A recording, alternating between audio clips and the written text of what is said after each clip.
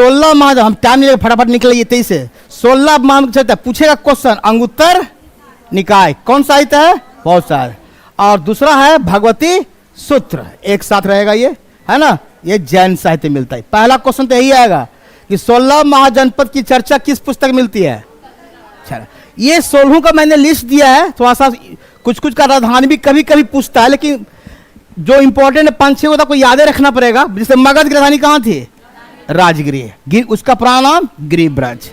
अंग का चंपा, जो पूर्वी बिहार का है, भागलपुर। मैंने अभी तक आधुनिक नाम भी हल्का हल्का देने की कोशिश किया है कि जो अभी वर्तमान में है। तो मगध कहाँ? राजगीर। अंग कहाँ हुआ? चंपा। चलिए तीसरा, इसको 23 निकालते हैं, इस 16 को है टोटल। बज्जी, बज्जी बाबर आ रहा है, ये उत्तर बिहार वैशाली, पुराना नाम बसार। पहला, यही क्वेश्चन पूछेगा, पहला रिपब्लिक स्टेट, यानी जहां पर जनता के द्वारा राजा चुना जाता था, है ना, बाकी जगह राजा का बेटा राजा बनता था, मैंने बताया था। तो बज्जी, ये बज्जी है, 8 गन का ना, 8 गन का हेड। वत्स, कौशाम्बी, ये इलाहाबाद के निकट। काशी सब लोग पता है, वाराणसी या बनारस जो बोलिए। मल, इसमें ज्यादा टाइम पास नहीं करना है। पावर, कुशीनगर, इसी को कहीं कहीं कुशीनगर लिखते हैं, कुशीनगर ही बोलते हैं। तो थोड़ा सा इरट्टू टाइप का चाहिए, 2-3 बार आदत याद, जैसे काशिया को याद रहेगा, है ना, बज्जी याद रहेगा कि बार बार। वैशाली मैंने बताया था, एक और किसका हेडक्वार्टर है? लिच्छवी का भी, ये ध्यान रखिएगा, ये लिच्छवी गन है, कई गनों का हेड है, तो उसका भी हेडक्वार्टर वही है। वहां भी अगर कहें दिल्ली का राजधानी का, दिल्ली जो राजधानी है उसका राजधानी कहाँ है? दिल्ली। अब भारत देश राजधानी कहाँ है? वही बात, वही चीज हो गया, है ना। चलिए, तो बात काशी, मल, कोसल, श्रावस्ती, ये इंपॉर्टेंट, जहां पर महात्मा बुद्ध सबसे ज्यादा प्रवचन दिए थे, याद आ रहा है। और ये लिखे हैं गोरखपुर। श्रावस्ती कोई साकेत, है ना, बोला जाता है, नोट की, साकेत भी दिया गया। श्रावस्ती का एक और राजधानी माने, कोसल का मानिए साकेत भी है। तो 7वां कोसल। 8वां, ज्यादा टाइम फटाफट निकले, पांचाल, ये अहिर छत्र कंपेल्य बरेली उत्तर प्रदेश में, है ना, 2 गो प्लस मतलब 2 राजधानी है। कुरु, इंद्रप्रस्थ दिल्ली, मत्स्य विराटनगर, ये राजस्थान वाला जयपुर क्षेत्र का। चेदी, ये शक्तिमती या सोथी बोलते हैं, इत्था है ना, सोथीवती पूर्वी राजस्थान। सूरसेन, ये आता है मथुरा, सूरसेन, है ना, यादव जी का, है ना, हमारा कृष्ण जी का वहां क्या जन्म या कहीं उसको लालन पालन जो भी कहिए, है ना। अवंती, और ये आधा ना होगा, ठीक है, अवंती, ठीक है, अवंती। उज्जैन या महिषा या महेशमती, एमपी, ये अवंती भी बहुत, ये सब 2-3 को तो बार बार आएगा, पंचाल भी आएगा, है ना, जो बराबर आगे पढ़ेंगे। तो नंबर 13 को हो गया। खाली सब राजधानी है, इसमें टाइम वेस्ट करने से कोई फायदा नहीं है, ये खाली आपको दे दे रहे हैं चार्ट के, आपको याद है, पढ़ाना कुछ और है। असमक, पोतन या पोटी, ये महाराष्ट्र के पास। गांधार, यही 2 गो जो है भारत से बाहर का है ना, तहसीला और राजपुर, ये हाटक भी बोलते हैं, ये दोनों आज कहां चला गया? ये तहसीला सबसे प्राचीन, क्वेश्चन आता है, सबसे प्राचीन यूनिवर्सिटी, विश्वविद्यालय, विश्व का, खाली भारत का ही नहीं, लिख लीजिए, विश्व का सबसे प्राचीन, विश्व का सबसे प्राचीन, है ना, प्राचीन विश्वविद्यालय। नालंदा तो बाद में आएगा, है ना। विश्व का प्राचीन विश्वविद्यालय कौन? तक्षशिला विश्वविद्यालय, नोट कर ले। यहीं पर चंद्रगुप्त मौर्य और चनक तो वहां गुरु भी रहे हैं, और मौर्य वहां पर प्रशिक्षण भी लिया चंद्रगुप्त मौर्य, तक्षशिला में ही, है ना, वहीं पढ़ा है। तो तक्षशिला सबसे पुरानी यूनिवर्सिटी माना जाता है। ये कहाँ हुई है? पाकिस्तान में। और कंबोज, ये है राजपुर, इसको हाटक भी बोला जाता है, ये भी आपका, ये केवल आपको दे दिया, ये बार बार रिपीट करेगा चूंकि एक दूसरे पर अटैक करेंगे। और फिर हम महाजनपद का, तो कुल कितना हो गया महाजनपद? 16 महाजनपद। इसमें कोई ज्यादा समझने की चीज नहीं है, हमने आपको देखा। मेन पढ़ाना अब मेरा क्लास है, यह है मगध का, हेडिंग बनाएंगे, यहां से क्लास चालू होगी। मगध का उत्कर्ष, मगध का उत्थान, ये हम लोग बचपन में यही पढ़ते थे। उत्थान या विकास, कैसे मगध आगे बढ़ा, जो आज छोटा सा मगध है, कैसे सभी क्षेत्रों को यानी और जो 15 को है सबको धीरे धीरे जीतते चला जाता है और सब पूरे भारत पर कब्जा कर लेता है धीरे धीरे। कारण क्या? मगध आके उत्थान क्यों किया? मगध आके ज्यादा विकास क्यों किया और दूसरे महाजनपद की तुलना में? पहला कारण, खाली पॉइंट दिए, भौगोलिक स्थिति बहुत इंपॉर्टेंट। क्योंकि इसकी राजधानी पहले कहां थी? राजगिरी। शुरुआत में कहां थी? बाद में बना ना पाटलिपुत्र। तो राजगिरी जो था पूरा पहाड़ी इलाका से क्या है? घिरा हुआ है। जब राजधानी सुरक्षित है पहले से, तो दूसरा शत्रु अटैक कर पाएगा? नहीं कर पाएगा। तो इस कारण से उसकी ज्यादा उत्कर्ष हुई या उत्थान हुई। लोहे की, जब लोहा ज्यादा मिलेगा तो टूल्स ज्यादा बनेगा, हथियार क्या होगा? ज्यादा बनेगा, तलवार है ना, जो भी ये बनेगा ज्यादा बनेगा, तो ज्यादा मजबूती से लड़ेंगे भी, है ना। उपजाऊ भूमि, यानी किसान समृद्धि है, किसान यहाँ के लोग समृद्ध हैं, पैसे वाले हैं, जहां उपजाऊ भूमि होगा। और दूसरा योग्य शासक, लड़ाकू शासक यहाँ पैदा हुए हैं, महापद्मनंद जैसे, अशोक जैसे, है ना, ये सब आएंगे तो सब ज्यादा शासक बने, योग्य शासक, मजबूत शासक। और दूसरा हाथी की, यहाँ पर हाथी बहुत मिलते थे, है ना, कलिंग में ज्यादा कलिंग में ज्यादा मिलते थे। नोट कर लेंगे, कलिंग क्षेत्र से ज्यादा हाथी को उपलब्धता है। कलिंग क्षेत्र है, कलिंग पर अटैक करने का एक कारण भी माना जाता है कि वहां पर ज्यादा हाथी की उपलब्धता थी, सब लोग हाथी को लेना चाहते थे, वो भी एक कारण मान सकते हैं। लेकिन मेन कारण है विस्तारवादी नीति। हर एक राजा विस्तारवादी, ये क्या होता है? अपना क्षेत्र को बढ़ाना, है ना, हमेशा नीति रहा है कि हमारा क्षेत्र जो छोटा था उसको अब बड़ा करें, यानी कि सब राज्य को धीरे धीरे अपने अधीन लाए और वहां से टैक्स वसूले, है ना, रंगदारी टैक्स। चले, तो ये था कारण, भौगोलिक स्थिति, लोहे की प्रचुरता, उपजाऊ भूमि, योग्य शासक, मैं बताया बिंबिसार, अशोक, है ना, आपका बिंदुसार, चंद्रगुप्त मौर्य जैसे राजा हुए हैं, और हाथी की उपलब्धता, ये सब कारण मगध का क्या हुआ? उत्कर्ष हुआ। मगध पर सबसे पहले जो वंश आया, मैंने एक तरीका बताया था, हसीन मासुका, याद आ रहा है कुछ लोग भूल गए? मासुका, तो हल्का हल्का हम सबके बारे में चलेंगे भी। पहला वंश हरियक आता है ना, तो हा से क्या हुआ? हरियक, है ना, फिर शिशुनाग, फिर नंद, फिर इसको लिख ही लीजिए हल्का सा, जो नई क्लास, ये है शिशुनाग, फिर ये नंद, फिर म से क्या होगा? मौर्य, ये है सु से सुंग, और क से कण्व, फिर सतवा। मान इतना याद रखिए मोटा मोटी कि कैसे कैसे राजा बने हैं। तो पहला वंश मगध पर जो शासन किया उसका नाम है हरियक वंश। इसको हम पितृहंता वंश भी कहते हैं। डेट मत याद रखिए, डेट से क्वेश्चन नहीं आता है। पितृहंता के हरेक एक दूसरे अपने पिता को मार के गद्दी हटियाया है, लिया है। इसका संस्थापक कौन? बिंबिसार। ये आता है क्वेश्चन, बिंबिसार का जेल, है ना, आप जाइए राजगिरी में, पूरा उसी का बना हुआ सब कुछ है। राजधानी कहाँ? राजगिरी, या गृह नाम क्या है? गिरिब्रज, लिख लीजिए। होता राजगिरी नहीं थे, राजगिरी तो अब बोल रहे हैं। इस पर मेला भी लग रहा है अच्छा राजगिर में, है ना। चलिए, बिंबिसार के बारे में बता रहे हैं केवल। बिंबिसार ने 2-3 चीज काम किया। एक, अवंती को जीत लिया, और जीता तो है, ये बाद में दोस्ती हो जाता है। एक क्वेश्चन आता है, बिंबिसार का एक डॉक्टर था जिसका नाम है जीवक, है ना, वैद्य थे।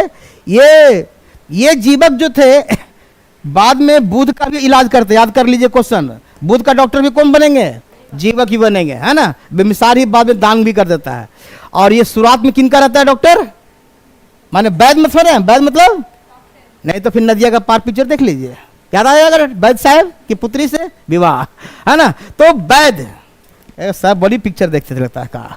चलिए, तो जीवक जो थे एक आयुर्वेदिक डॉक्टर थे, आयुर्वेदिक वैद्य थे, वो इलाज करते थे राजा का, है ना, बिंबिसार के काल में। लेकिन बिंबिसार से हेल्प लिया अवंती का नरेश कौन है? चंड प्रदोत। ये क्वेश्चन आता है, पीलिया रोग ठीक करने, जॉन्डिस समझ रहे हैं, पीलिया रोग को ठीक करने के लिए तो क्वेश्चन आएगा कि राजा बिंबिसार ने किस राजा के पास अपने जीवक को भेजा था? आंसर, चंड प्रदोत। कहां का राजा? अवंती का। तो पहले आक्रमण किया, बाद में उसको मदद भी किया, है ना, अच्छी बात है। और इनकी पत्नी, पहली पत्नी चलना थी, जो लिच्छवी गण की राजकुमारी की चेटक की पुत्री थी, है ना। चलना किसका? आपका बिंबिसार की पत्नी का नाम, है ना, चलना। क्षेमा भी नाम आता है, अलग अलग साहित्य में उनका कई नाम आता है। तो बिंबिसार का इंपॉर्टेंट, अवंती का अटैक, राजगिरी गिरिब्रज है, उसने अपना वैदक जीवक को कहां भेजा। अगर क्वेश्चन पूछे थोड़ा सा, देखिए कैसे पूछेगा, हम आपको कुछ नहीं पढ़ा है, खाली पूछिएगा जीविका राम विहार कहां है। देखिए क्वेश्चन कैसे आता है, जीविका राम विहार कहां। चार चॉइस देते हैं, पटना में, पाटलिपुत्र में, राजगीर में, या बनारस में, या वैशाली में। हम चार चॉइस दे रहे हैं, राजगीर में है ना। वो आप कॉमन सेंस नहीं, क्योंकि बिंबिसार कहां का रहने वाला है, राजगीर का। तो इसका जो जीवक का जो बनता है, जो बाद में बिहार बनाया जाता है, वो कहां है, जीविकाराम बिहार, तो राजगीर में है ना। तो थोड़ा सा ध्यान, कभी कभी क्वेश्चन आपको कहीं से मिला कर देता है ना। जीविकाराम बिहार बात आप अभी भी चलिए, नालंदा में जीवक हॉस्पिटल है, जीवक के नाम पर हॉस्पिटल अभी भी दिया हुआ है, जीविका है ना। तो आप जाइएगा नालंदा, मिल जाएगा जीवक हॉस्पिटल, उनके नाम पर चल रहा है। तो इनकी प्रथम पत्नी कौन, चलना, थोड़ा तेज से भागते हैं। द्वितीय पत्नी, पहले राजा कई पत्नियां रखती थे ना। कौशल के राजा कौन था उस समय, परसेनजीत, ना छूट गया। परसेनजीत की बहन महाकौशला से शादी करती है ना। अब बाद में कहता दहेजों में क्या मांग लिया, ये क्वेश्चन आएगा। काशी को बिंबिसार ने कैसे प्राप्त किया, प्रांत नहीं, प्राप्त किया है ना। कैसे, दहेज में। और दहेज कहां से मिला, किससे शादी किया, उसकी बहन से। और परसेनजीत बता देते हैं ये श्रावस्ती वाले हैं, याद है ना, जो महात्मा बुद्ध के भी पक्का दोस्त है ना, यही बताए थे। फिर अजात शत्रु ने क्या, अपने पिता की हत्या की। उसका पुत्र है किसका, बिंबिसार का। और इसने अपने पिता की हत्या की और खुद क्या बन गया, राजा बन गया। और इसने भी देखिए क्या, बाबूजी ने शादी किया इसकी बहन से, और बेटा शादी किया उसकी पुत्री से। देखिए बजीरा से क्या लगा रिलेशन, रिलेशनशिप पर ही है, रीजनिंग है ना। क्या बना, बहन लगी जी, मैं मेरी बहन। पढ़िए, ये देखिए इसकी अगर इसको मां मानते हैं, महाकौशल की कौन हुई, मां हुई है। आई क्या हुआ, मामा जी हुआ। प्रसेनजीत कौन हो गए, मामा जी। अब मामा जी के पुत्री बहन ही लगेगी ना, कॉमन सेंस का। हाँ, प्रसेनजीत का बहन थी है ना। अब ये शादी इसकी मां, अब क्या है कि अब ये बात, अजात शत्रु किसका पुत्र था, कई राजा, तो इसका तो कई, बिंबिसार का कई पत्नियां थी ना, उसमें कंफ्यूजन हो सकता, लेकिन मैंने फिर भी बहन तो लगेगी ना। चलिए, तो कोई बात नहीं, उसमें चलता था। तो कौशल के राजा कौन, प्रसेनजीत की पुत्री से बजीरा से विवाह किया। और दूसरा काम किया, एक आता है क्वेश्चन, बतस्नामकार के नाम के कहीं पास महामंत्री था, तो बहुत जैसे कहते हैं ना, अभी दो ही हेड हैं, मोदी और एक साथ में कौन बैठते हैं, अमित शाह। तो अमित शाह भी मंत्री है ना, मेन है, वो है कूटनीतिज्ञ। उसी समय उसी तरह बतस्कार थे, जिसकी सहायता से लिच्छवी, काशी, वैशाली को मगध में क्या कर लिया। अब पूरा लिच्छवी, पूरा काशी, पूरा वैशाली सब कहां आ गया, मगध में। धीरे धीरे मगध का क्षेत्र क्या हो रहा है, बढ़ रहा है। और इस प्रकार से अजातशत्रु हेड बन जाता है पूरे क्षेत्र का। अजातशत्रु का एक और खूबी, इसके काल में प्रथम बौद्ध संगीति का आयोजन हुआ था, याद आ रहा है ना, राजगिरी में, जो अभी कुछ देर पहले मैंने बताया था। चलिए इसको दोबारा रिपीट नहीं करेंगे। फिर इसके अजातशत्रु का हत्या कौन कर दिया, उदयन। मैंने पहले कहा एक बेटा अपने पिता की हत्या करके जाएगा, है ना, और उसी को उदयभद्र भी बोलते हैं। इसी ने पहली बार पाटलिपुत्र या कुसुमपुर नामक नगर बसाया। बहुत वीवीआई क्वेश्चन, पाटलिपुत्र नगर किसने बसाया। और राजगीर से राजधानी भी चेंज कर दिया, कहां, पाटलिपुत्र। ये उदयन है, ये हर्यक वंश का राजा है ना, और पाटलिपुत्र ने रदाया। और इसके भी 3 पुत्र थे, अनिरुद्ध, मुंडक, नागदशक। अंतिम कौन था, नागदशक। और मैंने अभी बताया था हर्यक वंश, हर्यक मतलब हर्यक ने हसीन मास का था ना, और हा से हरिया, अभी कौन आ जाएगा, अभी ये इसकी हत्या कर देगा। और शिशुनाग कौन हो जाएगा, उसका नया वंशक बनेगा। तो नेक्स्ट वंश कौन आएगा, शिशुनाग। हर्यक से कौन आएगा, अभी लिखिए शिशुनाग। तो पहले हो गया हर्यक, हर्यक, अब कौन आ गया, शिशुनाग। तो हरे में हम मेन रूप से 3 पढ़े, कौन? बिंबिसार, अजातशत्रु और उदयन, है ना। उदयन का ज्यादा इंपॉर्टेंट ये है कि पाटलिपुत्र को नगर बसाया और राजगीर से ट्रांसफर कहां किया? ये इसने उलट दिया। ये शिशुनाग तो जरूर थे, इसलिए पाटलिपुत्र का राजधानी फिर चेंज कर दिया। बहुत इंपॉर्टेंट क्वेश्चन। फिर से इसने फिर क्या राजधानी कहा किया? वैशाली चेंज कर दिया। ये देखिए, और इसने फिर से अवंती को जीता, जो अवंती छूट गया था, फिर अवंती को इसने मिलाया। चलो अच्छी बात है। हाँ, सब मगध का, पूरा मगध ही चल रहा है। खाली राजधानी खाली चेंज हो रहा है, राजधानी केवल बदल रहा है, क्योंकि अपने हिसाब से ले रहा है राजधानी। कालाशोक जो किसका पुत्र है? शिशुनाग का। इसको काक, कौवा की तरह काला था, इसलिए वो काक वर्ण बोलते हैं, है ना। वर्ण मतलब रंग, वर्ण मतलब क्या होता है? रंग, और काक मतलब कौवा। तो कालाशोक नाम पड़ गया इनको, है ना, ये लगता है। और इसने राजधानी का किया, वैशाली को फिर ले आया कहाँ? पात्र। बहुत अच्छा काम कर दिया, कहा उन्हें भगा लिया था, है ना। और इसी के काल में वैशाली में द्वितीय बौद्ध संगीत हुआ। प्रथम हुआ अजातशत्रु के काल में, द्वितीय हुआ वैशाली, और तृतीय होगा अशोक के समय में, और चौथा होगा कनिष्क के काल में। तो थोड़ा सा याद भी चलते जा रहा है, पिछला पिछला आगे बढ़ते चलते हैं। तो सेकेंड क्या हुआ? आई कहां हुआ था? पाटलिपुत्र में, याद रखिएगा सेकेंड। अब जब काकवर्ण या कालाशोक की मृत्यु के बाद कौन आया? नंदवंश।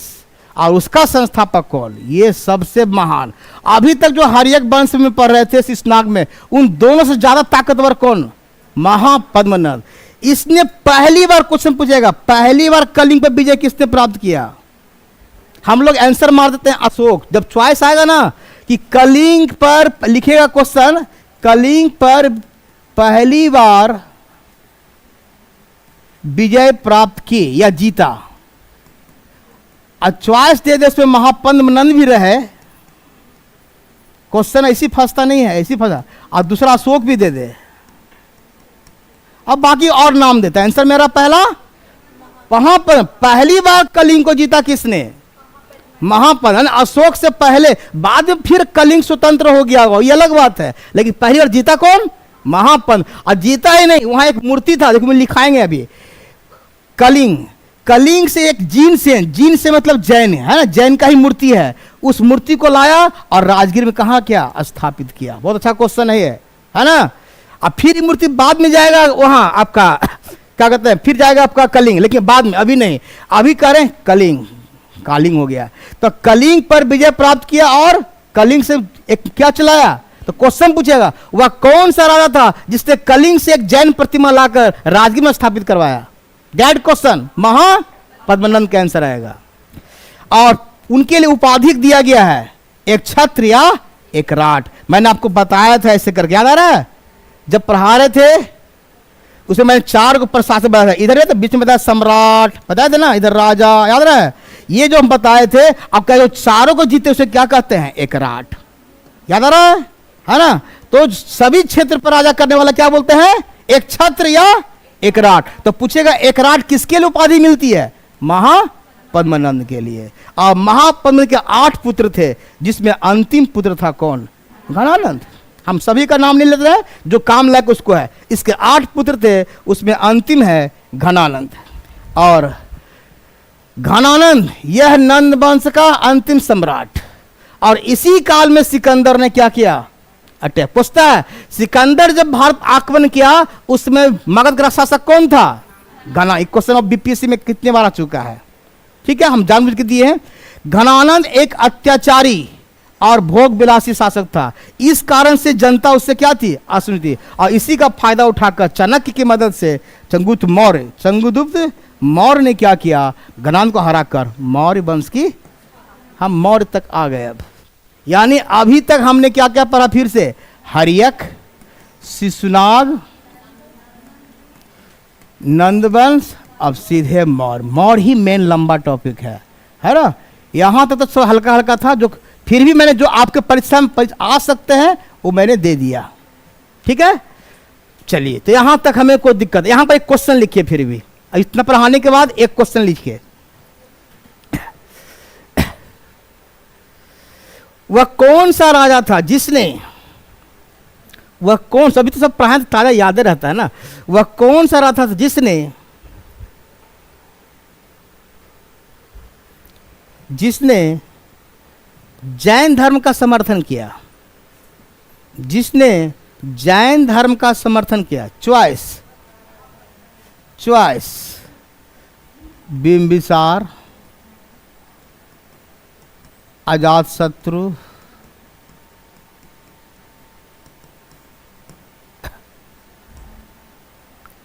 महापद्मनंद, और चौथा औल।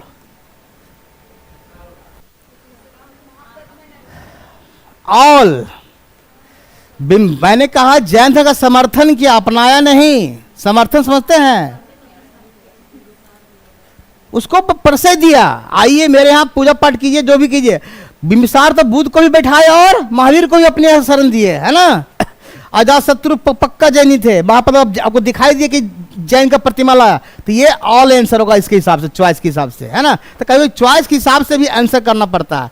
तो कौन बौद्ध को मानते थे, कौन, बल्कि बिंबिसार की पत्नी भी बाद में बौद्ध धर्म को भी अपनाती है, क्षेमा। तो सबका अपना अपना कहानी है, तो उतना हम नहीं जा रहे हैं, लेकिन आपको याद रखिए जैन का समर्थन और बौद्ध धर्म का समर्थन कौन कौन। अब हम चलते हैं, क्योंकि अभी देखिए अभी हो क्या रहा है बता रहे हैं, ध्यान सुनिएगा। अभी 3 धर्म मेन चल रहा है, एक चल रहा है ब्राह्मण धर्म, सुन लीजिए, एक चल रहा है बौद्ध धर्म, इसका स्टोरी आगे चलेगा ध्यान से, और एक चल रहा है जैन धर्म। और भी धर्म चल रहा है लेकिन उतना विकास नहीं कर रहा है। इस ब्राह्मण धर्म को ही हम बोल रहे हैं वैदिक धर्म, जो हम लोग बोलते हैं। बाद में यही धर्म कई धर्म पर भागवत बन जाएगा, शैव बन जाएगा, कई हिंदू धर्म भी कई भागों में बढ़ जाता है, लेकिन अभी तत्काल हम इसको ब्राह्मण धर्म मान रहे हैं या वैदिक धर्म। बौद्ध धर्म चल रहा है, जैन धर्म चलेगा। बाद में क्या होगा, जब अशोक बौद्ध धर्म को अपनाएगा, इसी वक्त कहानी इसका है, जब अशोक बौद्ध धर्म को अपनाएगा, तब बौद्ध धर्म अपनाएगा तो क्या करेगा, वो हथियार नहीं उठाएगा। हथियार समझ रहे हैं, अपना तलवार छोड़ देता है। और एक राजा का सबसे बड़ी पहचान उसकी तलवार ही है। अगर वो तलवार नहीं उठाएगा तो जो बगल का पड़ोसी राज छोड़ेगा उसको, कहेगा इसको मारो, नहीं तो पहले संत बोल दिया है, वो तो पहले गुरु चेला वाला बन गया। बस अशोक की हत्या उसी कारण से होता है, यानी वो तलवार छोड़ना उसके लिए घातक बना। कभी कभी यही कहता है कि अशोक का बौद्ध का धर्म को अपनाना मौर्य साम्राज्य का पतन का कारण बनता है। ये क्वेश्चन आता है मेंस में फुल्ली लिखने के लिए, तो उतना हम डिटनी खाली आप समझिए कि क्यों। अगर कोई राजा का मेन पर्पस होता है विस्तारवादी नीति करना, युद्ध करना, और युद्ध ही करना छोड़ देगा तो पड़ोसी राजा क्या करेंगे, उस पर अटैक करेंगे और कोशिश करेंगे कि उसको हराकर हम उसे अपने साम्राज्य में मिला लें। तो जो भी कारण हो, अब हम देखते हैं घनानंद के बाद कौन आएगा, मौर्य। यानी कि मौर्य आने से पहले एक नाम बहुत फेमस आदमी आया है, चाणक्य। ये चाणक्य नंद वंश से चल रहा है, किसका प्रधानमंत्री अभी है, घनानंद का। घनानंद ने चाणक्य का, अगर इसका एक आता है आपका सीरियल भी आता है चाणक्य का, कभी देखिएगा, घनानंद ने भरी सभा में इसकी क्या बेइज्जती की थी, है ना। इसलिए इसने प्रतिज्ञा लिया कि हम तुमको ऐसा सबक दिखाएंगे कि तुम भूलोगे नहीं। बाद में एक ऐसा बालक को खोजता है जो उससे बाद ज्यादा शक्तिशाली, उसको ट्रेनिंग देता है, पढ़ाता है, लिखाता है, सच सिखाता है, अब बाद में इसको हरा कर वहां नया शासक गठन करता है, जिसको हम लोग मौर्य साम्राज्य कहते हैं। ये आ गया आपका मौर्य वंश। चंद्रगुप्त मौर्य ये पहला शासक, किसके का सहायक से बना था ये, चाणक्य। चाणक्य का 3 नाम है, चाणक्य, कौटिल्य, एक और लिख लीजिए विष्णुगुप्त। विष्णुगुप्त यहां पर नहीं है, विष्णुगुप्त। चंद्रगुप्त मौर्य के बारे में भी कहानी कभी मौका मिले वो भी फिर अलग से पढ़ाना पड़ेगा कि कैसे इसको चुनता है, कैसे ये गलेरिया का था, इसको कैसे एक क्या कहते हैं, एक नाटक देखता है, नाटक में देखता है चंद्रगुप्त मौर्य फैसला देता है ना, उसका कहानी एक अलग है। और उसके फैसले के निर्णय से ही इसको सिलेक्ट करता है आपका चाणक्य कि राजा बनने लायक है। जो भी हो, इसने ध्यान सुनिए, चंद्रगुप्त मौर्य का 2 कहानी है, एक तो चाणक्य के साथ है, सुन लीजिए, और दूसरा एक बुढ़िया दादी के साथ है। दादी समझते हैं, माने कोई लेडीज पुरानी है ना, माने ज्यादा एज वाली। चंद्रगुप्त मौर्य जब मगध पर अटैक करता बार बार हार जाता था। एक बार ऐसी रात में निकला कि जरा घूमते घूमते एक घर में चला गया, है ना। और घर के दरवाजे पर पहुंचा ही था कि ये अपना पोता को या बेटा जो हो सकता, कहानी बनाया हुआ है जो भी हो, पोता को ये डांट रहा है। कौन डांट रही है? कि तुम जो खिचड़ी या खीर जो भी हो, अब खिचड़ी था कि क्या था भगवान जाने, जो भी हो, या खीर कह सकते हैं, वो हमेशा जब भी खा रहा था बच्चा तो क्या हमेशा क्या थाली में बीच में हाथ डाल रहा, हाथ उसका जल जा रहा था। तो उसने यही बताई कि तुम भी चंगुत मौर की तरह गलती कर रहे हो, बार बार कह रहे हैं कि इसको किनारे किनारे से खाओ तब तुम्हारा हाथ में जलेगा नहीं। ये इसका बुद्धि आया इस कहानी से, और इसने कहा क्या, पहले किनारे किनारे जो क्षेत्र उसको जीता, ये डायरेक्ट राजधानी पर अटैक कर रहा था, बार बार ये पाटलिपुत्र पर अटैक कर रहा था, इसलिए हार जा रहा था, है ना।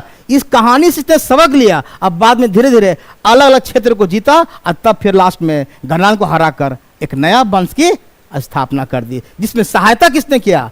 चाणक्य। यही याद रखें, चाणक्य इंपॉर्टेंट है, क्योंकि पूरा ट्रेनिंग, इसकी ट्रेनिंग कहाँ हुई है? तक्षशिला। कोई पूछ सकता है?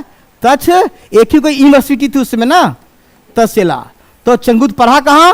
तक्षशिला में, है ना। और जब बता दें, जब सिकंदर आक्रमण किया था उसमें राजा कौन था? चंद्रगुप्त, यहाँ घनानंद। लेकिन उस समय ये तक्षशिला में पढ़ाई कर रहा था, और उसी समय कहता है जब उसका सेना आया था सिकंदर का, उसके सामने में जाकर गुप्त रूप से जाकर ट्रेनिंग लेता है कि कैसे सिकंदर की सेना लड़ाई लड़ती है, कैसे प्लानिंग बनाती है, सब कुछ वहां से सीख के चला आया। कौन? अरे भेष बदल के चला गया था सीखने के लिए, बाद में वहीं से ट्रेनिंग ले लिया। चलिए, और जब सिकंदर मर जाता है तो उसके बाद उस क्षेत्र का एक राजा नियुक्त होता है जिसका नाम है सेल्यूकस। ये उसी का आदमी है कि सेल्यूकस किसका आदमी है? सिकंदर का आदमी है। और बाद में ये बेबीलोन, एक नाम है जगह, बेबीलोन का राजा बनता है। अब जब चंगुत मौर्य बनता है और उधर बेबीलोन का, ये दोनों के बीच में फिर युद्ध। सेल्यूकस चाहता है कि जो सिकंदर ने अधूरे सपने छोड़े उसको हम पूरा करेंगे, क्योंकि सिकंदर ने मगध को जीत नहीं पाया था, तो सेल्यूकस चाहता है कि हम मगध को जीत के देंगे, गिफ्ट देंगे, जो हमारा कहते हैं, क्या कहते हैं, उनके पूर्वज को या हमारे जो राजा थे उसको एकदम सैल्यूट करेंगे। तो कहने का पर्पज कि जब सेल्यूकस अटैक करता है चंगुत मौर्य पर, तो चंगुत मौर्य भी कोई छोटा खिलाड़ी था नहीं, इसने भी पूरा टक्कर दिया। टक्कर इतना दिया कि बाद में ऐसा संधि करना पड़ गया इसको, और संधि हुआ, अब बाद में एक और इसको विदेशी महिला से शादी करना पड़ गया। सेल्यूकस की पुत्री, ये देखिए, पहला विदेशी से शादी करने वाला कौन राजा भारतीय? चंद्रगुप्त मौर्य, है ना। ये विदेशी है, ये नाम में लगता है हेलेना, भी नाम में विदेशी लग रहा है ना। चलिए, तो सेल्यूकस की पुत्री हेलेना से विवाह किया, और दहेज में देखिए क्या क्या ले लेगा फिर। ये देखिए वो सब, ये दहेज पर तो आज से नहीं चल रहा, लग रहा है ये पहले से भी चल रहा है ना। आज कई क्षेत्र लेता है, कल दो हमको भाई 500 हाथी भी लेता है। ये देखिए 4 राज्य मिल गया इसको दहेज में। एरिया हेरात बोलते हैं, आराकोसी क्वेश्चन आता है, कंधार को जो आप अफगानिस्तान में पड़ता है, मकरान जाने रहे हैं, जेडोसिया फलित बोलते थे, और पेरिपिनेसुदई, ये है काबुल। ये 4 क्षेत्र याद कर लीजिए, है ना। ये आपका ग्रीक नेम है, अब बाकी आपका उसका इंडियन नेम किया गया है। तो 4 राज्य क्यों किसको मिल गए? चंद्रगुप्त।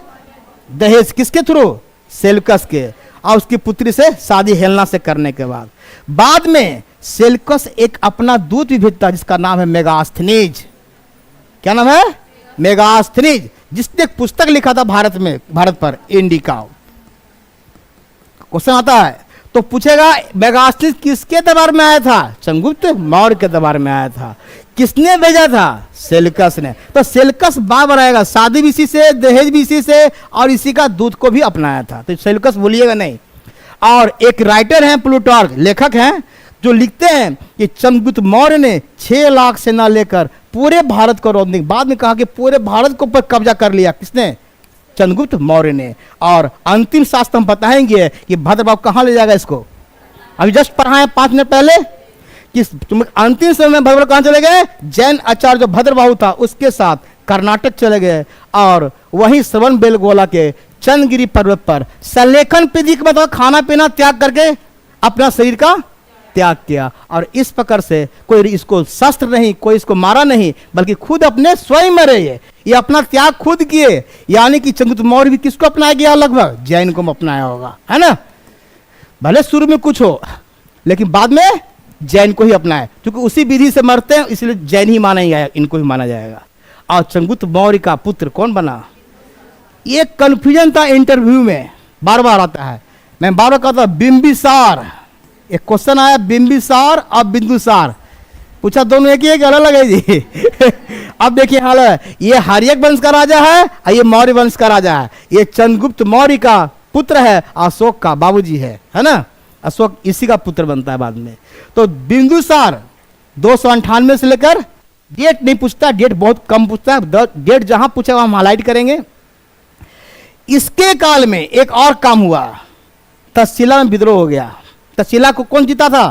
चंद्रगुप्त मौर्य। पहले बोल दिया पूरे भारत पर कब्जा करने वाला पहला राजा, पहला राजा महापद्मनंद, सेकेंड चंद्रगुप्त मौर्य। पहला तो उसी का नाम, एक राट पहले बोले, एक पूरे क्षेत्र पर राजा करना है।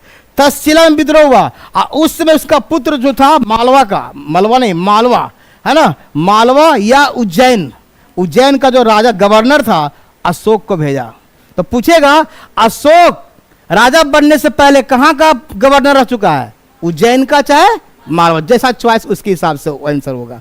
क्योंकि मालवा क्षेत्र है, को बोल रहा, उज्जैन उसकी राजधानी है। इसके काल में भी एक राजदूत आया, नाम सुनिएगा, सीरिया का राजा डायमेकस, देखिए हाईलाइट किए हुए हैं।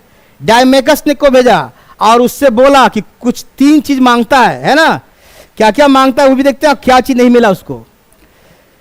दरबार भेजा अंगूरी, अंगूरी मदिरा, अंगूर वाला दारू है ना, मदिरा, अंजीर और दार्शनिक के मांग की थी। दार्शनिक को नहीं भेजा, भेजा खाली क्या, अंगूरी मदिरा और अंजीर को खाने के लिए। वहां दार्शनिक इसलिए नहीं भेजा, बोला ये चीज भेजने की चीज नहीं है, इसको भेज देंगे। दार्शनिक फिलोसफर, विद्वान आदमी है ना, दार्शनिक मतलब क्या था, फिलोसफर है ना, यानी कि ये व्यक्तिक है, ये बाकी सब समान है ना, है ना। तो बोलो व्यक्ति को हम नहीं भेजेंगे, ये मेरा सिद्धांत है, नहीं भेजा, कोई बात नहीं। लेकिन रिक्वेस्ट किया था बिंदुसार ने, और चलिए कोई बात नहीं। तो कौन आया था? डायमेकस। कौन था? देखिए बैग देखिए, डायमेकस, याद रखिएगा डायमेकस किसका? एंटियोकस फर्स्ट का, और ये सीरिया का, सब उधर उसी एरिया से आ रहा है ना। एक और आए मिस्र के शासक टॉलमी के डायनोसियस, देखिए वहां भी डायमेकस, यहां और मौर्य में क्या, वहां पर क्या था? मेगास्थनीस। ध्यान रखिए किसके काल में क्या आ रहा है। टॉलमी सेकेंड का ये राजा का नाम है, और इसने भेजा डायनोसियस को, बस खाली भेजा, इतने याद रखिए। क्या लेकर आया नहीं पता, गिफ्ट नहीं लाया। और बाद में चंद्रगुप्त बिंदुसार की मृत्यु हो जाती है, तो राजा कौन बनेगा? अशोक। तो अशोक किसका पुत्र हुआ? बिंदुसार का। अब यही मेन पढ़ना है आपका, आपका जो और डिटेल से पढ़ना है अशोक ही। अशोक पढ़ लिए तो मौर्य आधा 90% खत्म। अशोक जो नाम है, देखिए क्वेश्चन आता है पहले इसी में, अशोक के काल से ज्यादा अभिलेख जारी हुआ है ना, और अभिलेख का जो लिपि था, लिख लीजिए आप, क्वेश्चन आता है, लिपि होगा ब्राह्मी। मेन लिपि क्या है? ब्राह्मी। और इसको पढ़ने वाले पहले व्यक्ति जेम्स प्रिंस है ना, जेम्स प्रिंसेप, ये आता है क्वेश्चन, जेम्स प्रिंसेप है ना। जेम्स प्रिंसेप ब्राह्मी लिपि को पहली बार पढ़ा, यानी कि अशोक के अभिलेख को पढ़ा। ब्राह्मी लिपि मतलब अशोक के अभिलेख को पहले पढ़ने कौन? जेम्स प्रिंसेप ने पढ़े है ना। और उसके पढ़ने के बाद जब कुछ कुछ आया कि अशोक का नाम, पहले का अशोक को क्या क्या नाम से पुकारा गया है? देवानाम प्रिय, अशोक का नाम आता है, सबसे अधिक नाम यही आता है लोकप्रिय। और अशोक भी नाम आता है, और कुछ अभिलेख में अलग अलग नाम आता है। और अभिलेख के अध्ययन को क्या कहते थे? एपिग्राफी है ना। तो अशोक का इंपॉर्टेंट यही है, 2-3 अभिलेख में ज्यादा है। एक है भब्रू अभिलेख, जिसमें कहा गया प्रियदर्शी। मास्की अभिलेख में क्या कहा गया? बुद्ध को शाक्य कहा गया, बुद्ध का शाक्य है ना, बुद्ध धर्म को अपनाते थे। अशोक जो शब्द है ये 4 में मिलता है, मास्की में, गुर्जरा में, नेतुर में और उद्गोलन। ये अभिलेख का नाम है, लिखिए ये चारों अभिलेख है, ये 4 एक ही लिखा हुआ है, 4 अभिलेख में पूछेगा कि अशोक का अशोकस्य नाम या अशोक का स्वयं का नाम कितने अभिलेख में मिलता है? 1, 2, 3 और 4 में आता है। इंपॉर्टेंट, 4 को चॉइस दे सकता है, कोई एगो 3 को हटा भी सकता है ना। और मास्की अभिलेख में स्पेशली क्या कहा गया इनको? बुद्ध शाक्य। और भब्रू अभिलेख में क्या कहा गया? प्रियदर्शी। और जनरली सब जगह क्या कहा गया? देवानाम प्रिय, देवानाम प्रिय। है ना, जनरली ये उपाधि दिया गया अशोक के लिए। अशोक का इंपॉर्टेंट इतिहास में यही युद्ध के कारण है, कलिंग युद्ध। कलिंग युद्ध, कलिंग युद्ध का मतलब, मैंने पहली बार कलिंग किसने जीता, फिर रिपीट कर रहे हैं, बार बार रिपीट कर रहे हैं जानबूझ के। कौन है? महापद्मनंद। महापद्मनंद को जीता। दूसरी बार कलिंग को किसने जीत रहा है? ये जीतेगा। और इसकी चर्चा कहां से मिलता है? ये क्वेश्चन ना जाने कितने बार आता है, 13वां, इसको नोट कीजिए, 13वां शिलालेख। ये 13वां क्या होता है? इसको थोड़ा सा हम अलग से हल्का सा 5 मिनट लेते हैं। कोई भी अभिलेख, सुनिए ध्यान से, अभिलेख समझ रहे हैं ना, अंग्रेजी में बोलते हैं इंस्क्रिप्शन। इंस्क्रिप्शन, इसके स्टडी को क्या कहते हैं? अध्ययन को इपिग्राफी। हिंदी में बोलिएगा तो अभिलेखीय शास्त्र बोलिए, इपिग्राफी अंग्रेजी में। अभिलेख जारी क्यों किया था, बता सकते हैं कोई? सूचना देने के लिए, मैसेज देने के लिए, है ना। राजा अपनी बात को जनता तक पहुंचाता है, किसके द्वारा? अभिलेख के द्वारा, है ना। बाकी तो असिस्टेंट के द्वारा पहुंचे भी करेगा, लेकिन ये परमानेंट अभिलेख होगा, है ना, ज्यादा दिन तक के लिए सूचना दिया, है ना, ये अलग चीज है। जारी सूचना, मैसेज देने के लिए क्या चीज पर जारी होता था उस समय? केवल पत्थर पहले पर हुआ था, बाद में ताम्र प्लेट हुआ, है ना, तांबा का प्लेट आने लगा, अब बाद में फिर कागज बाद में आएगा, कागज अभी बाद में, फिर बाद में उसी को हम बाद में बोलेंगे भोजपत्र। नाम सुने हैं? भोजपत्र। अभिलेख नहीं, यहां से हो जाएगा पांडुलिपि कहलाएगा ये, हैंड रिटेन। पांडु मतलब हैंड रिटेन रहेगा।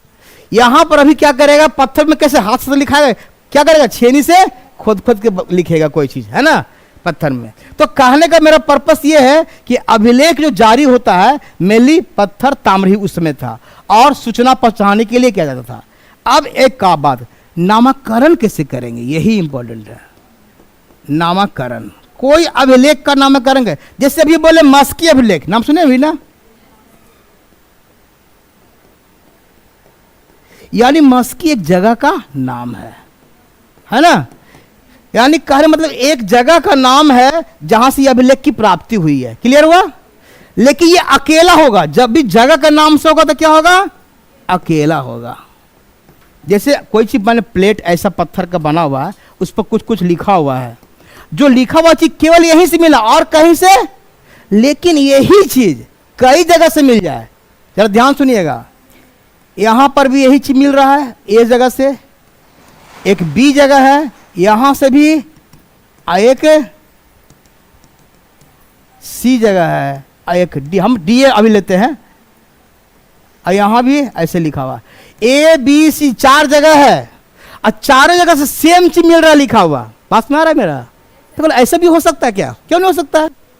अगर हम यहां पर प्रगति आइकॉनिक क्लासेस का हम भरा पर एक बोर्ड लगा दिए, एगो हम छोटा जब मोड़ पर लगा दिए बोर्ड, एगो सोच बोर्ड लगा, अचानक भूकंप आ गया तो मेरा 4 से निकलेगा ना, मेरा जब खुदाई तो कहां मिलेगा मेरा क्लास का? सेम चीज सब में लिखा रहेगा, एड्रेस यही रहेगा, सब कुछ यही रहेगा, यही चीज मैथ इंग्लिश सब जो भी चलता है, पूरा चीज सेम टू सेम कंटेंट कहां रहेगा? सब जगह रहेगा।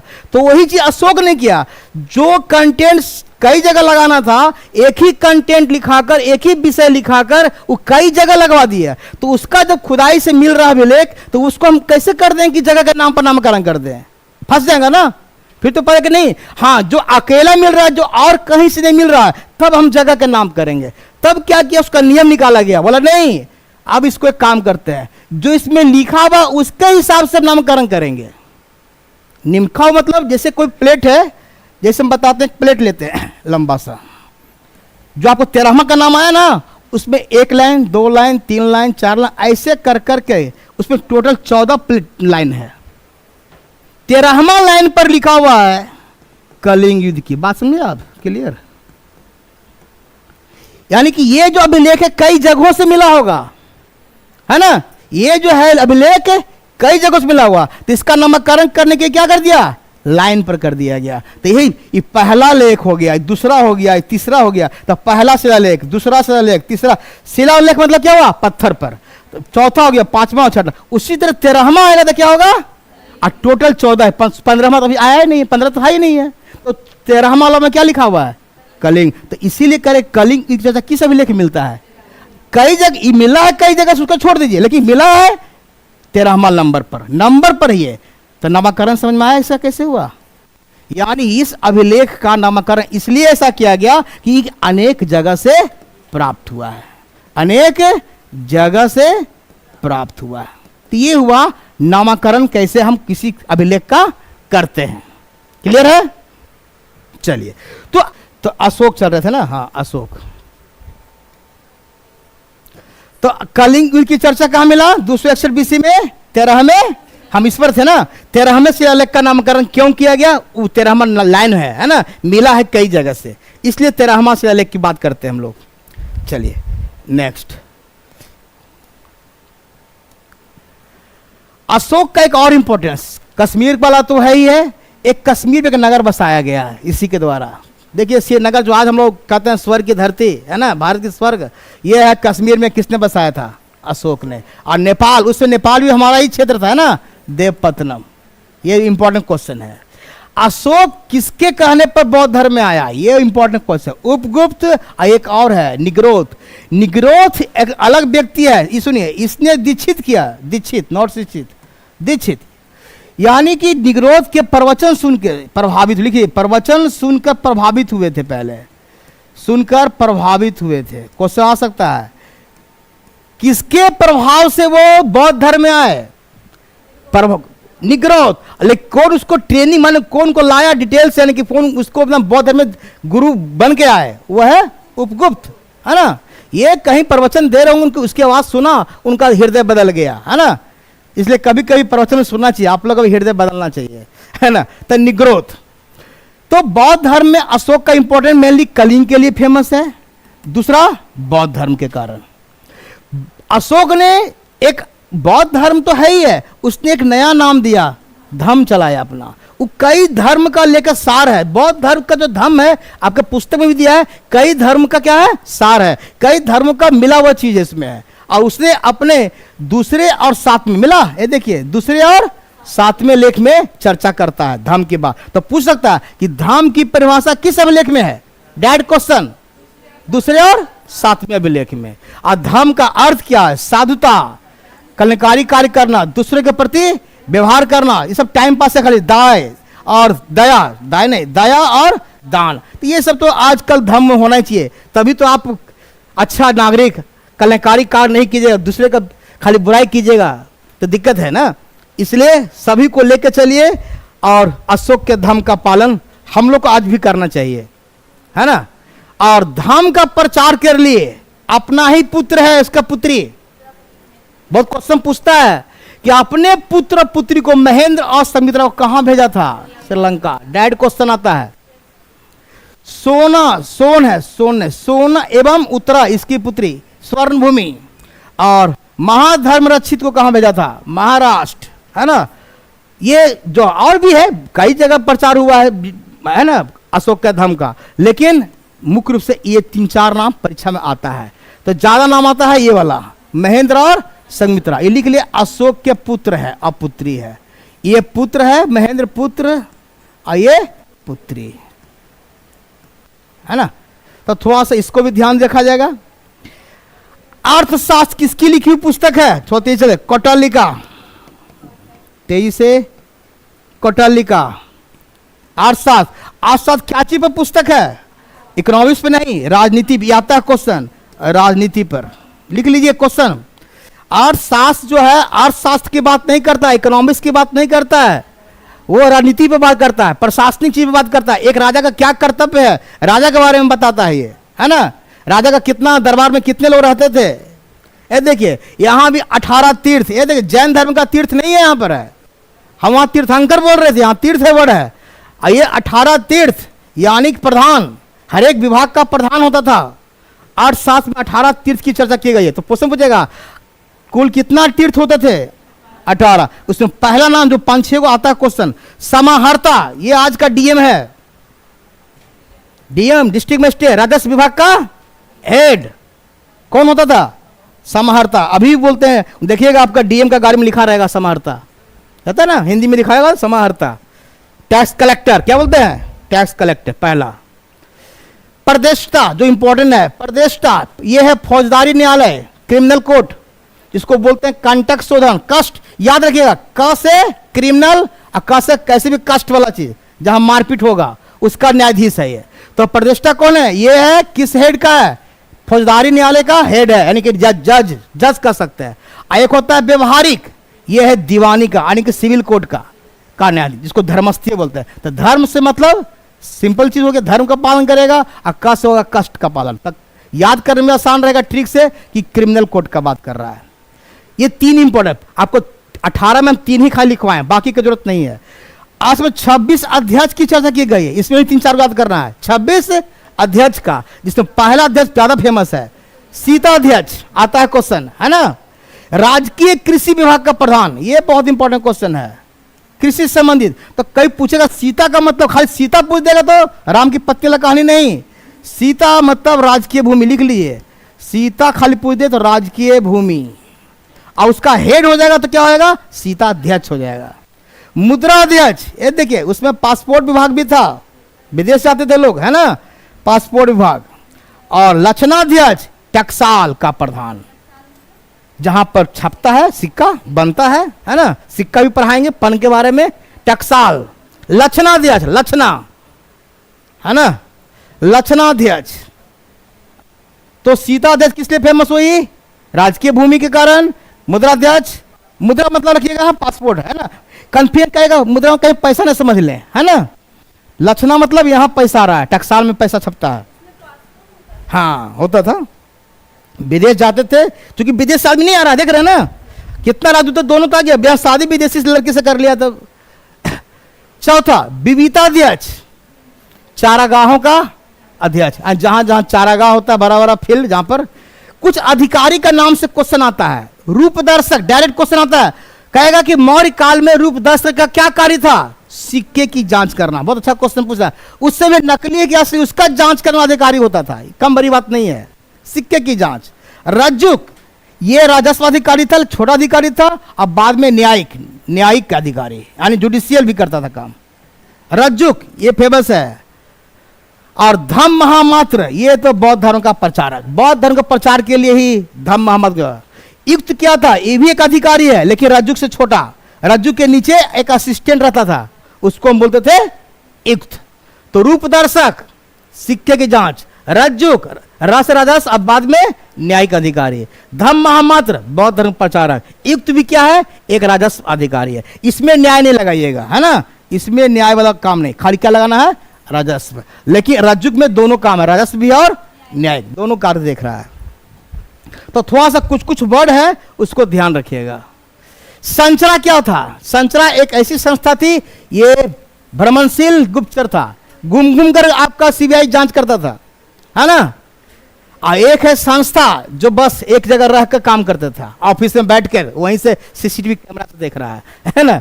चलिए, तो संचरा, चर मतलब चलना, स्थिर मतलब स्थिर। तो याद रखिएगा, संस्था अपना बैठ के काम करती थी, और एक पूरे क्षेत्र में घूम घूम कर कौन क्या बोल रहा है, राजा के बाद बुराई कर रहा है, क्या कर रहा है, कोई क्या प्लानिंग बना रहा है ना। और नहीं तो फिर कभी अकबर वाला सीरियल पर ही देखिए, उसमें कितना गुप्तचर रहता है, देखते हैं ना। चलिए, प्रमुख शब्द बलि हमेशा क्वेश्चन आएगा। अब देखिए, मौर्य काल में बलि क्या हो गया? धार्मिक कर। हमने बताया था वैदिक काल में क्या था बलि, देखिए क्वेश्चन फिर आएगा। बलि मतलब उपहार, गुड बोले, उपहार, है ना। अभी क्या बन गया? ये धार्मिक, एक टैक्स बन गया ये, है ना। बिष्टी, ये बहुत सबसे ज्यादा क्वेश्चन तो यही आता है। बिष्टी बेगारी, यानी बिना श्रम किए हुए आपसे काम लेना, है ना, बिना श्रम का, हाँ बिना श्रम, बिना पैसा का कार्य लेना या श्रम लेना, है ना, कार्य लेना। यानी आपसे काम ले लिया, आपको कुछ दिया नहीं, पेमेंट नहीं दिया, वो हो गया बेगारी कराना, है ना। बिष्टी। गुल्मदेय, ये है सैनिकों को फीस, ये सैनिक को दिया जाने वाला गुल्मदेय। तो कुछ कुछ शब्द को भी थोड़ा सा आपको ज्यादा नहीं, जो काम लायक है वही दिया है तो बहुत सा, लेकिन जो काम लायक परीक्षा में आता है उसको मैंने हाईलाइट किया है। पढ़ने क्या होता है, सभी सब वर्ड को याद रखिएगा। संकट काल में प्रजा द्वारा वसूला गया, ये हो गया आपातकालीन टैक्स, है ना। इमरजेंसी में जब संकट आ जाएगा राजा पर या राजा के क्षेत्र पर या पूरे काल उसके समाज में, तो क्या करेगा, प्रजा से इमरजेंसी में कहेगा ज्यादा पैसा दो। भाग, ये इंपॉर्टेंट है सबसे। कृषि राजस्व आय, ये किसान से प्राप्त आय, लिखिए राजस्व, यही तो मेन है। आई कितना लिया जाता है, 1/6 से लेकर 1/4 तक लिया जाता है ना। चलिए, ये था कुछ शब्द जिसके आधार पर। एक और क्वेश्चन बार बार आता है मौर्य प्रशासन से, कि मौर्य इतना बड़ा साम्राज्य बन गया, कुछ तो उसका प्रशासन रहा होगा। तो अशोक के समय देखा गया है जिसका 5 प्रांत को उसमें चक्र बोला, क्या बोला था, चक्र। 5 चक्र में बटा हुआ था। जैसे पहला चक्र नोट कीजिए, उत्तरापथ, जिसकी राजधानी कहां थी। क्वेश्चन पूछेगा उत्तरापथ की राजधानी कहां, डायरेक्ट क्वेश्चन आता है। तक्षशिला, उत्तरा यानी उत्तर में, ये कहां पड़ता है, पाकिस्तान में है ना जी, है ना। और दक्षिणापथ किधर पड़ेगा, नीचे स्वर्णगिरी। और अवंती कहां पड़ेगा, उज्जैन। अब प्राची जो हम लोग कहां है, पाटलिपुत्र, जिसको हम लोग बोल रहे हैं मगध, ये है मगध, ये है मगध वाला पार्ट। और कलिंग की राजधानी कहां थी, तोसाली। ये देखिए, कलिंग क्षेत्र की राजधानी पूछ देगा तोसाली, तो ज्यादा इंपॉर्टेंट है, कलिंग वाला भी ज्यादा। ये तो याद रहेगा मगध वाला चाहे प्राची वाला, अवंती का याद रहेगा। और ऊपर वाला याद रखिएगा कौन, तक्षशिला, और नीचे स्वर्णगिरी। हाँ, उत्तरापथ में उत्तर में रहने वाला, ईस्ट और वेस्ट, ये यहां है ऐसे, है ना। तो नॉर्थ ही माना जाएगा ना इस क्षेत्र। मगध यहां ले रहे हैं ना, मगध से काउंट कर रहे हैं ना हम, मगध से देखेंगे ना कोई चीज को। तो यार क्या ऊपर में कौन हो गया, उत्तरापथ। आज की तुलना मत देखिए, उस हिसाब से देख रहे हैं। उत्तरापथ कौन हो गया, तक्षशिला। दक्षिण में कौन हो गया, स्वर्णगिरी। अवंती कौन हो गया, उज्जैन इधर वाला। और बीच में पाटलिपुत्र और कलिंग। तो 4 को 5 को 4 को 4 कोना पा, बीच में पाटलिपुत्र। सॉरी, ये क्या हो गया। चलिए 1 मिनट, चलिए। अब इसका प्रशासनिक इकाई कैसे था, केंद्र मेन रहेगा। केंद्र कितने भाग में बटा हुआ था, 5 चक्र में। चक्र भी बटा हुआ क्या चीज था, जैसे वही हुआ ना, राज्य हुआ, जिला हुआ, प्रखंड हुआ, अनुमंडल हुआ ना, वही था मंडल। फिर मंडल बाद आहर, फिर स्थानीय, ये द्रोणमुख, और फिर खरवाटिक, फिर संग्रह, और लास्ट में ग्राम। ये तो सबसे छोटी इकाई कौन, ग्राम। और सबसे बड़ी इकाई केंद्र। अगर चॉइस देगा तो फिर किसको मानेंगे, चक्र। ये ध्यान रखिएगा। तो ये प्रशासनिक इकाई है जो आपको चलते हुए एक श्रेणी मैंने बना दिया है। तो मेनली आपको राजधानी, कलिंग का राजधानी कहाँ, तो साली इजादा आता है। बाकी मगध का, अवंती का तो पहले से पढ़ते आ रहे हैं। और उत्तरापथ हो गया तक्षशिला, और दक्षिणापथ हो गया स्वर्णगिरी। ये था प्रशासन। प्रशासन के बाद आते हैं सिक्का। मौर्य काल में सिक्का चलता था। पहली बार सिक्का फिर आए थे, सिक्का पहली बार सिक्का किसने चलाया, कब चला, 6th सेंचुरी BC। यानी कहने का मतलब मौर्य काल से पहले से सिक्का चल रहा है। सिक्का पहली बार नहीं आया, सिक्का कब चल रहा है, 6ठी शताब्दी ईसा पूर्व से ही चल रहा है ना। स्टार्टिंग हो गया। ऐसा नहीं कि पहली बार अशोक चलाया चाहे चंद्रगुप्त चलाया। चलाने वाला पहला व्यक्ति कौन, मैंने बताया था, व्यापारी का संघ। व्यापारी संघ द्वारा, कोई राजा नहीं चलाया था सिक्का। और जो सिक्का चला था उसको बोलते थे आहत सिक्के। ये भी आहत सिक्के ही है, ये भी सिक्का आपका आहत सिक्के में ही आएगा। और उसको अंग्रेजी में बोलते हैं पंच मार्क्ड।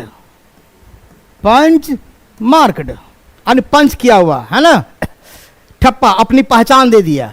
तो पन पूछेगा, पन क्या है, मौर्य काल में पन शब्द आया, क्या है, राजकीय सिक्के जो चांदी के बने होते थे। कितना अच्छी बात है।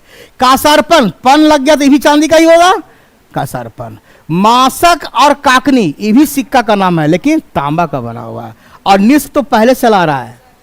निष्क वैदिक काल में भी आया था ना, जो हम कहे थे शायद ये टीका वाला, वो सोना का। ये अब निष्क रियल में सिक्का भी बन रहा है। तो मौर्य कालीन में सिक्का में पन ज्यादा इंपॉर्टेंट है, कसारपन चांदी का, मासक और काकनी तांबा का, और निष्क सोना का। लेकिन आपको बता दें ये थोड़ा सा विवादित है, इसको बार बार रिपीट कर रहे हैं, ये अभी विवादित है। अगर कोई क्वेश्चन पूछे भारत में, सुनिए थोड़ा सा, सोने के सिक्के, आपको थोड़ा सा क्लियर, सोने के, भारत में सोने के सिक्के पहली बार किसने जारी किया? लिख लीजिए आज के बाद, ये विदेशी आते हैं, इंडो ग्रीक वर्ड है, इंडो ग्रीक, हिंदी में बोलते हैं भारतीय यूनानी। क्या बोलते हैं? भारतीय यूनानी। ऐसा ना कि मौर्य मार दें सिक्का देख के यहाँ सोना, है ना, नहीं। भारत में सिक्के जारी करने वाले पहले व्यक्ति कौन कौन वंशज है? इंडो ग्रीक के, भारतीय यूनानी। ये बहुत बड़ा इंपॉर्टेंट क्वेश्चन है, पहली बार। कभी भी मौर्य मत आंसर, मौर्य में ठीक है क्वेश्चन आता है कि निष्क क्या है, तब सोना बना सकते हैं, ये सोना का सिक्का मान सकते हैं, है ना, लेकिन इंडो ग्रीक से ज्यादा सही है। तो मौर्य सिक्के खत्म, मौर्य कला ये और इंपॉर्टेंट है, अशोक का ही देन है ये सब चीज, सब अशोक ज्यादा काम किया है। सांची का स्तूप किसने बनाया? अशोक द्वारा। सांची कहां पड़ता है? ईपी में, एमपी में। सारनाथ ईपी में, सारनाथ अपना ट्रेन जाता है यहां से ना, हाँ। तो सारनाथ यहीं से क्या लिया गया है? अशोक चक्र, ये इंपॉर्टेंट है। जो 4 शेर वाला है ना, 4 शेर या सिंह कहिए जो कहिए, है ना, अब बीच में चक्र जो रहता है, तो ये सारनाथ, ये भारत का चिन्ह। ये क्या हो गया? अशोक चक्र कहाँ? भारत का राष्ट्रीय चिन्ह, भारत का राष्ट्रीय चिन्ह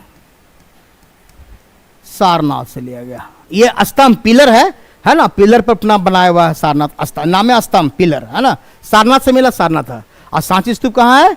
अशोक, अशोक के द्वारा। इन दोनों जगह जो बना है ये स्तूप चाहे, ये ज्यादा बना हुआ है ईंट से, लिख लीजिएगा। पहले पत्थर से बना था, बाद में ईंट से बना है ना। पहले पत्थर ला के बनाया गया था, बाद में ईंट। पत्थर में भी कहता है बलुआ पत्थर, कहां से? बलुआ पत्थर, एंड सैंड स्टोन। आई मंगाया जाता था चुनार, ईपी में एक जगह चुनार जगह है, वहां मिलता है, उसी से मूर्ति भी बनेगा बाद में, है ना। रामपुरवा स्तंभ, यानी स्तंभ पर एक वृषभ का चित्र था। यहां पर क्या चीज का चिन्ह है? चित्र था, चिन्ह का बनावा आकृति, यहां वृषभ का। ये अभी चला गया, ये रामपुरवा पड़ता है आपका मुजफ्फरपुर के पास, वैशाली के पास, यानी राष्ट्रपति भवन है। कहां भी है? तो क्वेश्चन आएगा रामपुरवा स्तंभ वर्तमान समय कहां रखा गया है? दिल्ली में। आता है क्वेश्चन, रामपुरवा स्तंभ पर किसका आकृति है? वृषभ का। सारनाथ स्तंभ पर किसकी आकृति है? राष्ट्रीय चिन्ह का, यानी 4 शेर का, दिखता है 3। एक और फेमस है चावरधारनी यक्षिणी की मूर्ति, है ना, दीदारगंज से मिला है। ये आपका सबसे, दीदारगंज एक हॉल्ट है, बताए थे, याद आ रहा है? दीदारगंज एक हॉल्ट है, जाइएगा पटना सिटी से जस्ट पहले, है ना। और ये जो मूर्ति बना हुआ है सब चुनार, चुनार मैंने बताया था, उत्तर प्रदेश से लाल पत्थर, लाल बलुआ पत्थर, यहां लिखे लाल बलुआ पत्थर, है ना, बलुआ पत्थर मंगाया जाता था। कहां से? तो पूछेगा बलुआ कहां मंगाया था? चुनार। चुनार कहां पड़ता है? यूपी। तो ये था मौर्य कला। मौर्य कला का मतलब उसमें क्या क्या मूर्तियां बनती थी, क्या स्तूप क्या चीज का पहचान है? बुद्ध धर्म का, यानी मृत्यु का, याद आ रहा है ना। सांची स्तूप है, बहुत अमरावती स्तूप है, बाद में देखेंगे। अभी केवल है सांची स्तूप, सारनाथ स्तंभ, रामपुरवा स्तंभ और चावरधारनी यक्षिणी। ये फेमस है, ये विश्व फेमस मूर्ति है ना। पता नेट चलता नहीं तो आपको दीदारगंज की अच्छी मूर्ति दिखा सकते थे, फोटो बहुत देखिए, अपना मोबाइल में देख सकते हैं। एक लेडीज का 6 फीट का लेडीज है, लगभग 5.5 की 6 फीट का। आपका पटना म्यूजियम इसकी मूर्ति रखा हुआ अभी भी, पटना संग्रहालय में, कभी जाइए। लास्ट हो गया, देखते हैं, कोई बात नहीं, होने दीजिए, क्या दिक्कत है, खत्म हो गया। चलिए अब आइए मौर्य साम्राज्य का पतन, हम भी पूरा कर दे, लास्ट है ना, का पतन। अगर पूछे कि मौर्य का पतन क्यों हुआ, तो पहले कारण मैंने बताया, अशोक का बौद्ध धर्म अपना, मेन यही है, अशोक का बौद्ध धर्म अपनाना। नंबर दूसरा, अशोक के बाद, सुनिए जानते, अशोक के बाद जिनके पुत्र या जो पोते हुए वो मान योग्य शासक नहीं साबित हुए, योग्य शासक नहीं बन पाए। ज्यादा तो अशोक ने अपना पुत्र को तो बौद्ध धर्म ही लगा दिया, राजा बनाया कहां, 1-2 को बने भी तो कोई खास नहीं, है ना। और इनका ही पोता है जिसका नाम है बृहद्रथ, लोग लिखिए बृहद्रथ, क्या नाम है? बृहद्रथ, यही मौर्य वंश का अंतिम राजा। लिख लीजिए, मौर्य वंश का अंतिम। और भी कारण है, कारण से ज्यादा मतलब रखिए, है ना। मौर्य वंश का अंतिम राजा कौन? बृहद्रथ। और इसकी हत्या करेगा, इसी का एक सेनापति है, क्या है? मैंने बताया था हासिर मास का, ध्यान देखिएगा। सुंग, सुंग वंश बनेगा, है ना। सुंग वंश की स्थापना वो हत्या करके बनाएगा। सुंग वंश की स्थापना, यानी मौर्य वंश के बाद कौन आएगा? सुनी वंश। मौर्य वंश के बाद सुंग वंश।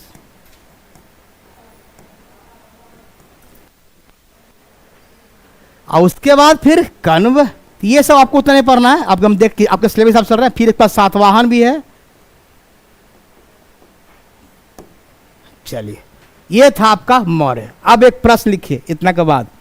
ये हम आपको मोटा मोटी बता दिए कि मौर्य साम्राज्य भी आपका समाप्त हो गया। एक प्रश्न लिखिए, मौर्य साम्राज्य में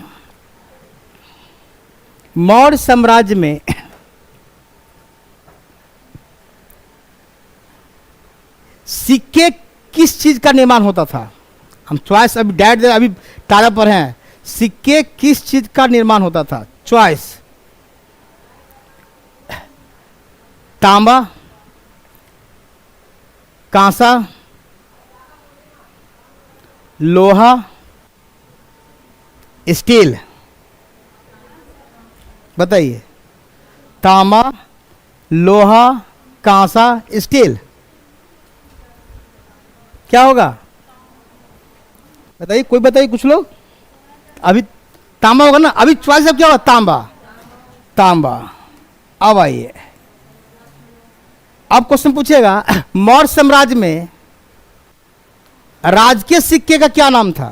खैर राजकीय सिक्के पूछेगा, गप नहीं। मौर्य साम्राज्य में राजकीय सिक्के का क्या नाम था?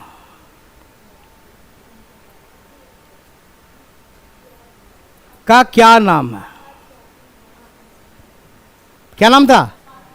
पन्न। राजकीय सिक्के का नाम खाली पन्न। एक कासारपन था, वो अलग है ना। लेकिन राजकीय पूछेगा तो पन्न देंगे, पन्न।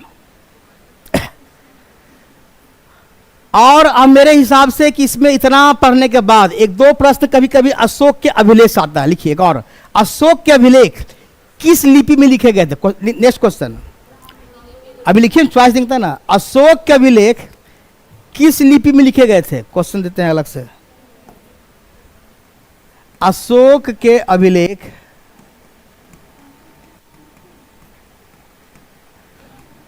किस लिपि में है? चॉइस, ब्राह्मी, खरोष्टी, अरमाइक, और चौथा यूनानी। बनाइए तो उसको, तो कोशिश कीजिए सब लोग, उसको ट्राई कीजिए। तो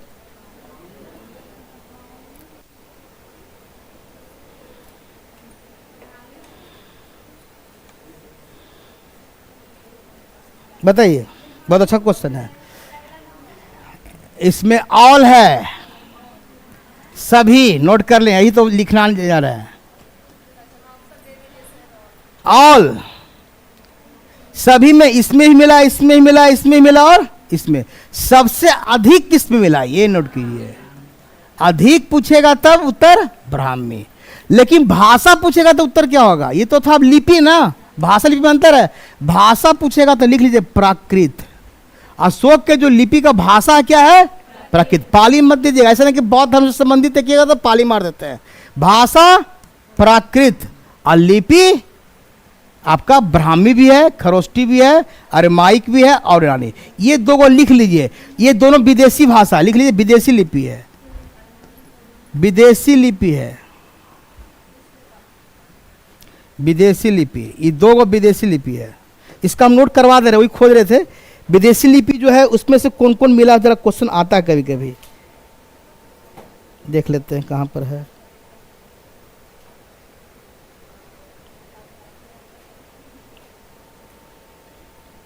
देखिए कंधार लेख है जो द्विभाषीय मिला है, कंधार लेख क्वेश्चन आएगा, दो भाषा में लिखा हुआ, यहीं पे लिख देते हैं कंधार लेख। कंधार कहाँ पड़ता? अफगानिस्तान में ना। कंधार लेख जो है उसमें दोनों भाषा कौन कौन है? लिपि मतलब अरमाइक भी है, अरमाइक भी है और यूनानी। तो पूछ सकता है द्विभाषीय लेख यानी एक ही लेख पर दो भाषा लिखा, दो लिपि लिखा हुआ है। एक ही लेख पर कितना है? दो लिपि लिखा हुआ है। जैसे मान लें कि एक ही बोर्ड है, तो अंग्रेजी में लिखते हैं, हिंदी में लिखते नहीं है, कोई उर्दू में लिख दे तो तीन लिपि हो जाएगा ना। तो कहने मतलब वही कोई एक ही लेख है, उस पर अरमाइक भी लिखा हुआ है और यूनानी भी लिखा हुआ है। वो कौन लेख है? कंधार। तो इसको बोलते हैं द्विभाषी लेख। द्विभाषी लेख ये एक इंपॉर्टेंट क्वेश्चन बन जाता है कंधार वाला, आपका कंधार वाला। एक और लिख लीजिए जो आता है क्वेश्चन बराबर, प्रथम पृथक लेख। तो लेख पर चलते हैं, एक दो क्वेश्चन लेख से दे देते हैं। प्रथम पृथक लेख, प्रथम पृथक लेख, ये आता है क्वेश्चन। प्रथम पृथक लेख नोट कीजिए, इसमें लिखता है सभी मनुष्य मेरी संतान है। ये डायलॉग आता है क्वेश्चन, आपका एनसीईआरटी में भी दिया हुआ है। सभी मनुष्य मेरी संतान है ना, डॉट डॉट डॉट। कितनी अच्छी बात है, सभी मनुष्य मेरी संतान है। जब उसे कोई कष्ट हो हमें कभी भी किसी समय आकर मिल सकता है ना। चलिए प्रथम शिलालेख। दूसरा द्वितीय शिलालेख में क्या लिखा हुआ है? द्वितीय पृथक लेख। तो कुछ कुछ लेख से क्वेश्चन ज्यादा आता है इसमें मौर्यकाल में।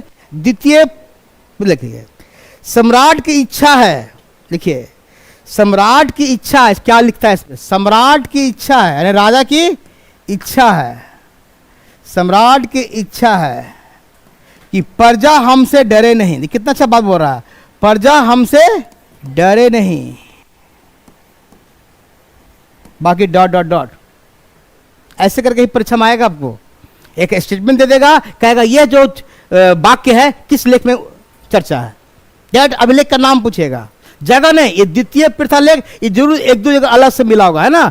प्रथम पृथक लेख ये नामकरण किया गया, तो सभी मनुष्य मेरी प्रजा संतान है, और द्वितीय पृथक लेख में ये। और मैंने अभी कहा था कलिंग युद्ध की चर्चा किसमें था, पता था जस्ट अभी, ये तो यादें हो गया है ना। तो ये 13वें शिलालेख, ये अलग से शिलालेख पर बता रहे हैं 2-3 क्वेश्चन। और लिपि कितना हो गया इसका पूरा? 4 गो, 4 लिपि। कौन कौन बताएं दिए? भाषा कौन हो गया? प्राकृत।